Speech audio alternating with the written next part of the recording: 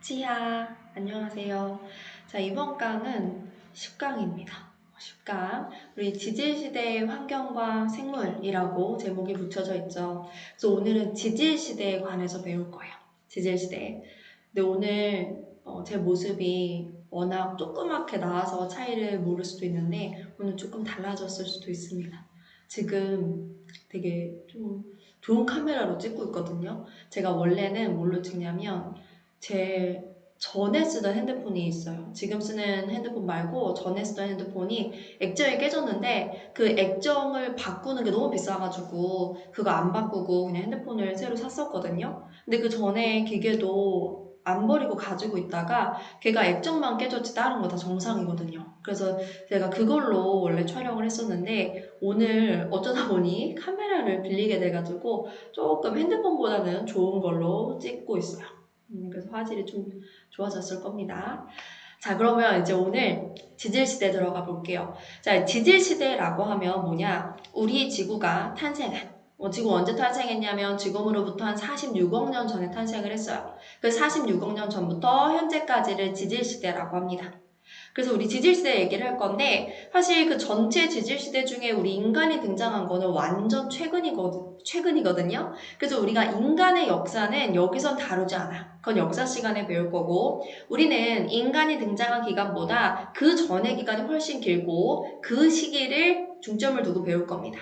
그래서 뭐 우리가 알고 있는 고생대, 중생대, 신생대 이런 시대들이 나오게 될 거고 그 시대에 살던 생물들 얘기를 할 건데 그 시대에 살던 생물이 지금까지 살지 않는 경우가 많거든요. 그래서 우리는 그 시대의 생물들의 흔적인 화석을 볼 거예요. 화석. 그래서 오늘 화석 얘기를 계속 할 건데 우리 화석 같은 경우는 종류가 두 가지로 나뉘게 돼요. 종류가 두 가지.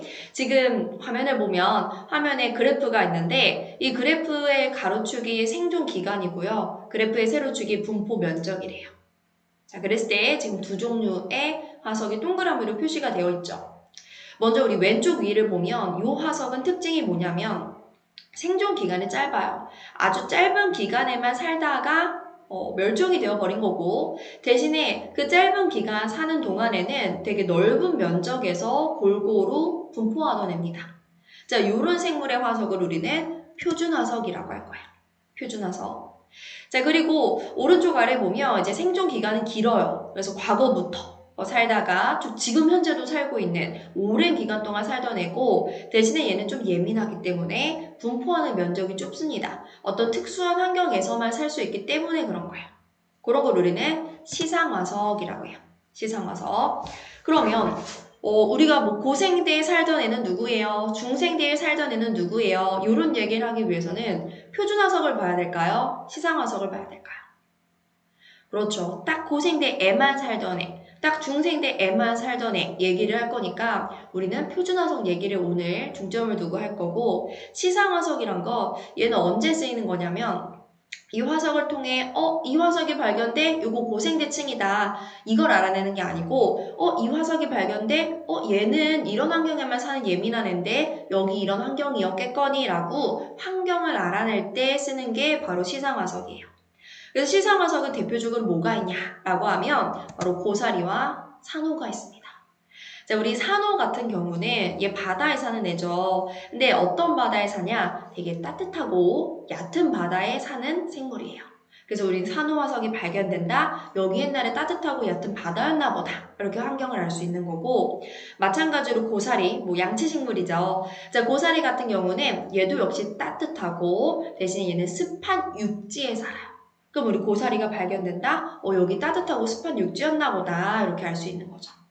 됐죠? 자, 일단 우리가 가볍게 그냥 화석의 종류는 표준과 시상화석이 있다 정도를 받고 이제 우리가 본격적으로 지질시대 얘기를 해볼 건데 자, 일단 지질시대라고 하면 아까 말했듯이 그 정의가 우리 지구가 만들어진 46억 년 전부터 현재까지를 지질시대라고 합니다.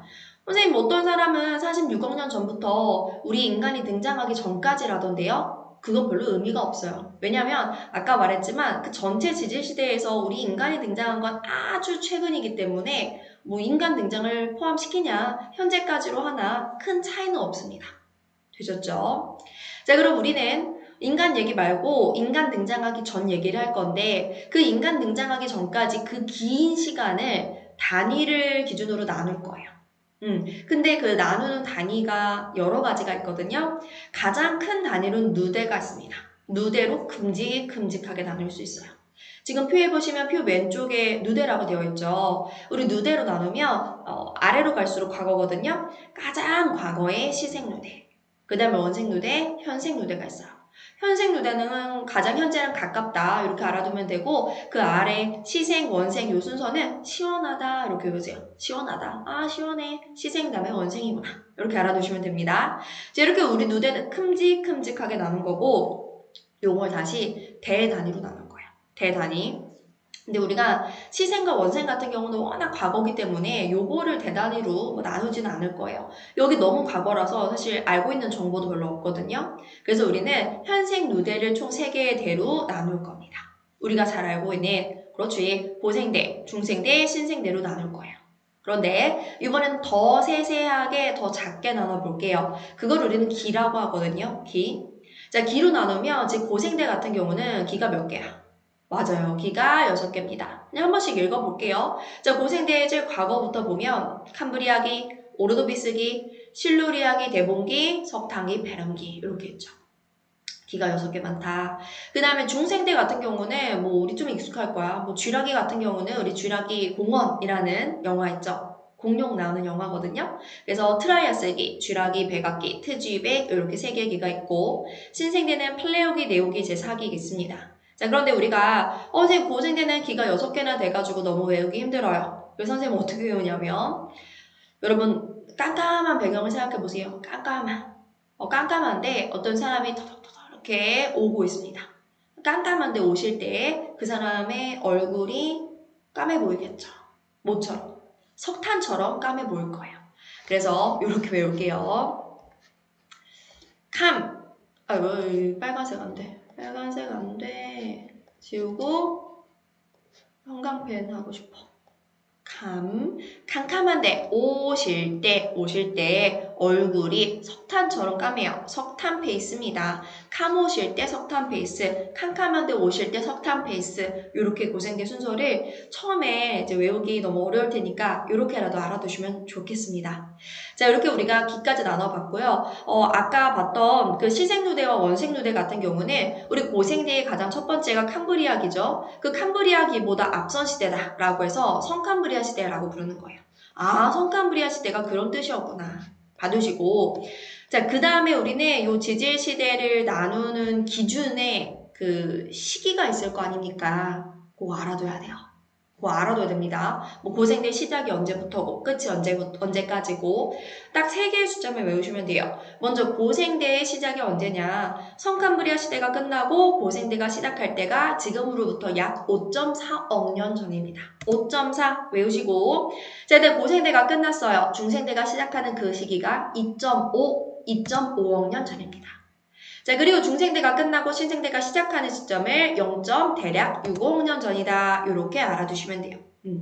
5.4, 2.5, 0.65 이렇게 기준 알아두시고 이제는 우리가 요 각각의 시대를 들어가가지고 요 시대의 환경이 어땠고 그리고 요 시대에 어떤 생물들이 살고 있었다라는 얘기를 좀 해볼게요.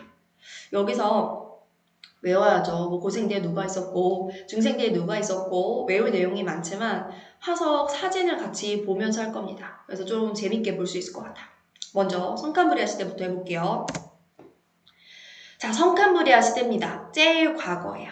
제일 과거. 그렇기 때문에 얘 너무 나이가 오래돼가지고 지금까지 이제 시간이 흘러오면서 한 번쯤 얘가 어떤 사건 사고를 겪었을 거예요.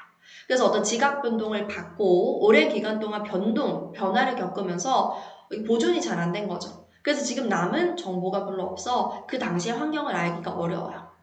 이해되죠? 너무 오래전 과거니까. 그리고 화석도 사실 많지 않습니다. 왜냐면 생물이란 게 이제 시간이 지나면서 좀 더 다양화되는 거잖아요. 그래서 이때는 생물이 그렇게 다양하지도 않았고, 그래서 우리는 이 성캄브리아 시대에 해당하는 시생누대와 원생누대 각 누대에 해당하는 화석을 한 개씩만 알면 돼요. 자, 먼저 시원하다의 시생누대부터. 시생누대는 이제 최초로 우리 지구에 꿈틀꿈틀 생명체가 출현하게 된 거예요. 근데 최초로 생명체는 어디에서 출현했을까? 바다일까, 육지일까? 그치? 아직 육지는 위험해요.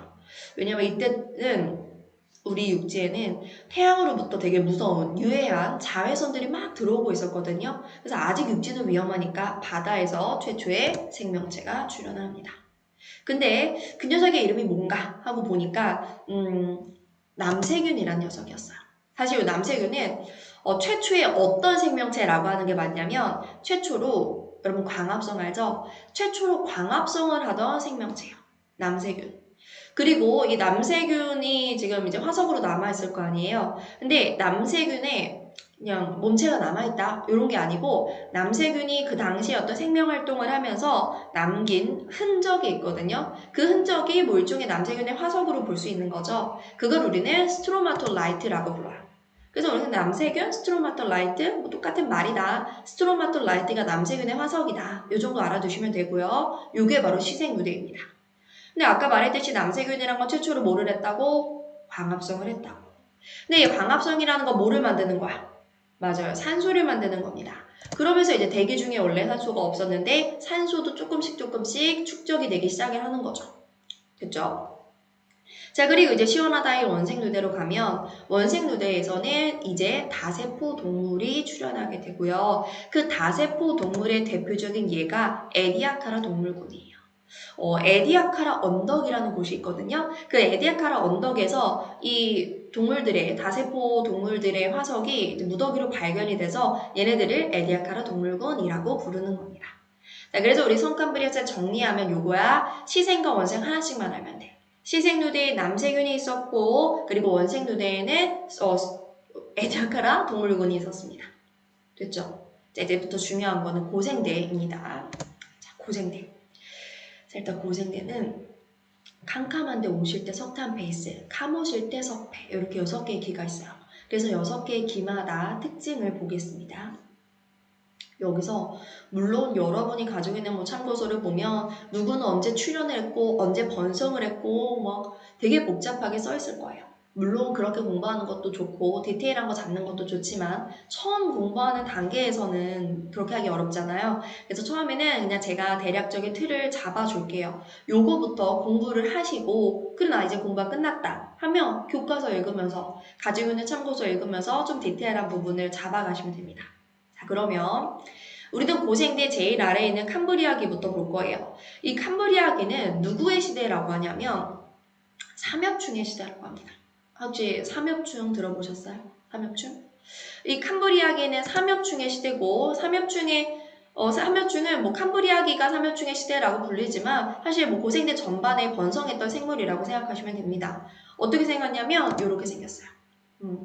얘가 지금 보면 세로로 몸이 이렇게 나눠지잖아요. 세 군데로. 이게 세 개의 엽이다라고 생각하시면 되고 원래는 이제 더듬이가 있었어요. 더듬이를 가지고 다른 삼엽충들이랑 좀 이제 소통을 했다 생각하시면 될 것 같아요.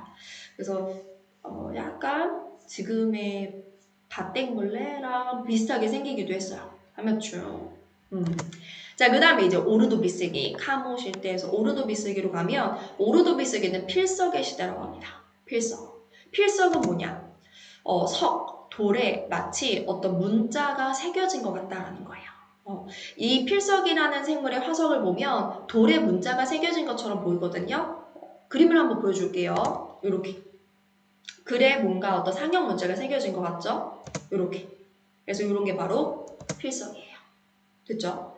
근데 지금 삼엽충, 필석 요런 애들은 바다에 사는 무척추 동물이거든요. 그래서 해양 무척추 동물이에요. 근데 이제 오르도비스기에 최초로 척추 동물이 등장합니다. 최초로 우리 척추가 있는 동물이 뭘까? 최초로 척추 동물은 바로 어류예요. 어류. 물고기. 어류가 이때 출현합니다. 처음 등장을 하고. 자, 그 다음에 이제 실루리아기로 갑니다. 요때 이제 좀 엄청난 사건이 생겼거든요. 아까 전에 이제 남세균이 광합성을 하면서 산소를 축적한다 이런 말을 했었잖아요. 근데 이제 대기 중에 산소가 쌓이고 쌓이다 보니까 그 산소인 O2를 재료로 해가지고 이제는 O3 뭐예요? 오존이 만들어진 거예요. 그래서 우리 알고 있는 오존층 있잖아요. 대기 중에 오존층이 생기고 그 오존층은 태양에서 오는 자외선을 막아주는 역할을 해. 그럼 이제 태양으로부터 자외선이 안 들어오니까 우리 바다 말고 육지도 좀 이제 안전해 보이는데 살만한 환경이 된 거예요. 그 육지류 생명체가 이제 등장을 해야겠죠. 근데 육지로 처음 이제 출현하는 생명체는 동물이겠어, 식물이겠어? 우리 동물들보다는 식물들이 더 용감한 거예요. 그래서 식물이 먼저 출현을 합니다. 자, 그래서 우리 실록 이야기 오존층이 만들어지면서 최초로 육상 식물이 출현하게 돼요. 그럼 이제 육지에도 식물이 있고 걔네도 광합성을 하니까 대기 중의 산소는 더 늘어나게 되겠죠. 됐죠? 자, 그 다음에 이제 대봉기로 갈게요. 자, 대봉기는 어류의 시대. 대봉기는 뭐라고? 어류의 시대다. 자, 어류의 시대고요. 우리 물고기가 번성하던 시대예요. 그래서 물고기는 오르도비스기에 출현했지만 번성은 고생계 중기에 했다. 이 정도 알아두시면 되고 이때 번성했던 어류 중에 하나가 바로 갑주어입니다. 갑주어. 자, 우리 갑주어도 사진을 볼게요. 지금은 갑주어가 살지 않으니까 뭐 갑주어에 살아있는 사진은 없겠지만 이런 식으로. 요게 갑주어의 화석입니다. 네이버에서 봤어요. 갑주어. 자, 이렇게 우리 대봉기 어류의 시대다까지 봤고 카모실대 석탄기를 볼 건데 여러분 석탄기래요. 여기 이름에서 힌트가 있습니다. 석탄은 뭘로 만들어졌을까? 석탄. 놀랍게도 우리가 이제 화석 연료로 사용하고 있는 석탄은 식물이 쌓여가지고 만들어진 거거든요. 근데 어떤 식물이냐면 고사리 같은 양치 식물들이 석탄이 된 거예요. 그래서 이 석탄기는 석탄의 재료인 양치 식물이 번성하던 시기다라고 보시면 돼요. 양치 식물. 물론 이 양치 식물은 고생대 전반에 번성하던 식물이에요. 이렇게 알아두시면 돼요. 우리가 지금 계속 뭐 대부분 동물 얘기를 하지만 식물도 있었겠죠. 식물 같은 경우에는 양치 식물, 그 다음에 겉씨 식물, 그 다음에 속씨 식물 이런 순서로 식물이 번성하게 되는데 고생대는 양치 식물이다. 그런데 이제 고생대 말로 갈게요. 일단 고생대의 제일 끝인 페름기에는 거시식물이 출현을 합니다. 이 거시식물이란 거 사실 번성한 거는 그 다음인 중생대거든요. 근데 처음 등장한 거는 고생대 말이에요. 그 식물 같은 경우는 항상 출현한 거는 그 번성하기 전 시대고 그 다음 시대에 번성했다. 이렇게 알아두시면 좀 편해요. 그리고 이 페름기에는 이제 어떤 사건이 일어나느냐. 우리가 지구과학 맨 처음에 배웠던 기억나시나요? 고생대 말에 대륙들이 다 붙어가지고 큰 초대륙을 만듭니다. 걔 이름이 판게아입니다. 라고 했었죠. 이때 판게아가 만들어지는 거예요. 자, 그래서 판게아가 만들어지는데 여러분 보세요. 판게아가 만들어진다는 거 대륙들이 붙어가지고 대륙의 경계인 해안선의 길이가 짧아지는 거거든요. 그러면 이 해안선, 그러니까 그 근처에 살던 생물들이 살 수 있는 환경이 줄어들었다는 거고, 그리고 대륙이 붙으면서 어떤 충돌도 있었을 거고, 이 생물들이 멸종하게 되는 겁니다. 환경의 변화로 인해서. 물론 멸종이란 게 오르도비스기 대봉기에도 있었어요. 그러니까 소소한 멸종이. 그런데 이 페름기에는 판게아가 만들어지면서 완전히 대멸종이 크게 일어나게 된 거죠. 그래서 고생대에 번성하던 생물들이 다 이때 멸종을 하게 됩니다. 됐어요? 자, 그래서 우리가 고생대 카모, 실대, 석패 이렇게 각각의 기의 특징을 받고 그럼 우리가 처음 공부할 때는 그래도 고생대의 표준화석이 뭐야 라고 좀 알아놔야 될 거 아니에요? 그래서 정리를 해보자면 물론 각각이 뭐 번성하고 언제까지 살았고는 조금씩 다르긴 하겠지만 고생대에는 지금 제가 맨 위에 남색으로 적어놓은 삼엽충, 완종류, 필석 뭐 얘네들은 다 해양 무척추 동물이에요. 그리고 어류, 뭐 특히나 갑주어, 그리고 방추충 이런 생물들이 고생대의 표준화석입니다. 라고 처음에 공부할 때는 그냥 흐름을 잡는 게 중요하잖아요. 그래서 고생대는 이런 게 표준화석이야 라고 알아두시면 좋을 것 같아. 되셨죠? 자, 그럼 이렇게 우리가 고생대 제일 복잡한 거 끝났습니다. 자, 그럼 이제 중생대, 신생대 볼 거예요. 고생대보다는 덜 복잡해요. 왜냐면 기가 이제 고생대보다 훨씬 적으니까. 자, 중생대. 중생대는 어떤 특징이 있냐면 여기 지질시대의 환경과 생물이잖아요. 우리 환경 얘기도 해야 되는데 중생대를 제외하고 뭐 고생대 아니면 뭐 신생대 이 나머지 개들에는 빙하기가 있었습니다. 갑자기 우리 지구의 온도가 푹 하고 낮아지는 거죠. 그런데 중생대는 유일하게 빙하기가 없었어요. 요게 중생대의 중요한 특징이에요. 우리 참고서 보면 각 지질시대별로 기온이 어떻게 변화했는지 그런 그래프가 나올 거예요. 중생대는 계속 높게 유지가 될 겁니다. 그래서 중생대 첫 번째 특징으로 얘는 중생대 기간 내내 전반적으로 온난했고 빙하기가 없었다 라는 특징. 그리고 이제 중생대의 생물들을 보면 여기선 트집에 구분하지 않고 그냥 중생대에 번성했던 중생대의 표준화석을 그냥 바로 말할게요. 3개. 암시룡 약간 막 발음이 되게 잘 되잖아요.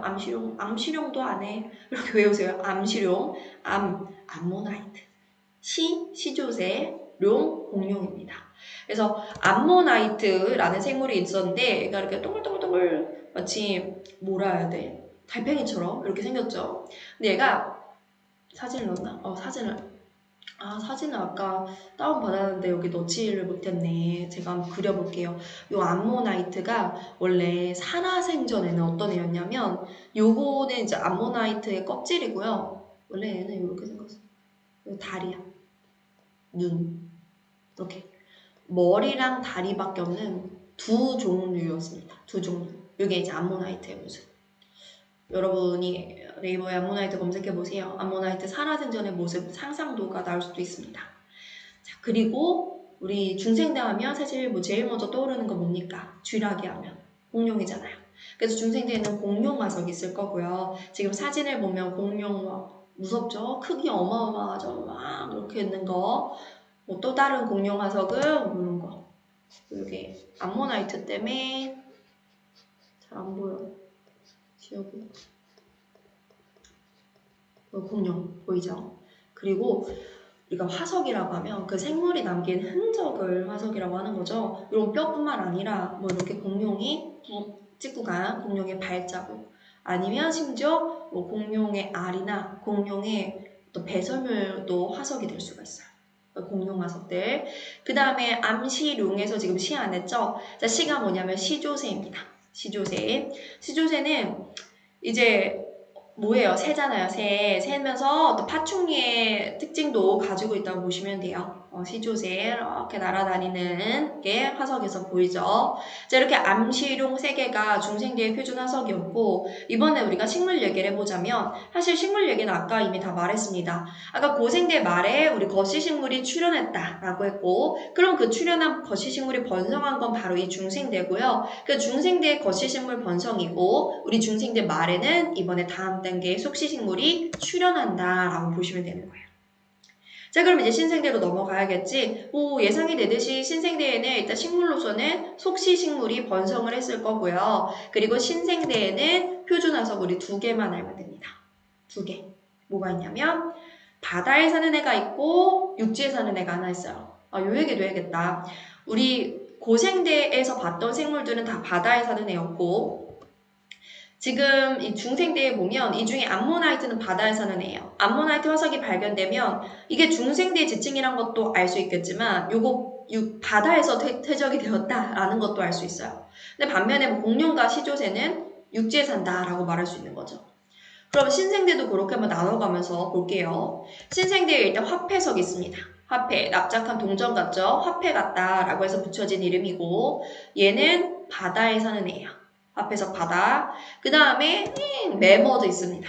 매머드 마치 뭐 코끼리처럼 생겼는데 코끼리랑은 달라요. 엄청 긴 털로 뒤덮여 있고 이제 이빨이 되게 길어요. 이빨이 되게 이렇게 깁니다. 그리고 매머드의 상상도를 넣었나? 안 넣었던 것 같아. 근데 내가 왜 넣는다고 까먹었다. 편집할 때 넣어야겠다. 여러분 제가 언제였지? 완전 코로나가 터지기 직전에 여행을 갔었거든요. 베트남에 여행을 갔었어요. 근데 거기서 놀이동산 같은 데를 갔었어요. 놀이동산을 갔는데 그 놀이동산 안에 미니 박물관이 있는 거예요. 근데 그 박물관에 막 지질시대별로 꾸며놓은 거예요. 고생대 이랬고 중생대 이랬고 막 공룡도 있고 난리 난 거예요. 그래서 내가 이거 대박인데? 이거 지구라고 원할 때 필요한데 하면서 막 사진을 찍었거든요.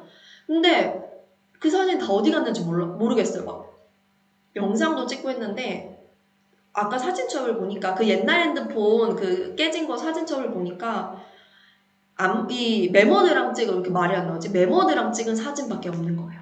메모드랑 찍은 셀카가 있는데 편집할 때 옆에 넣겠습니다.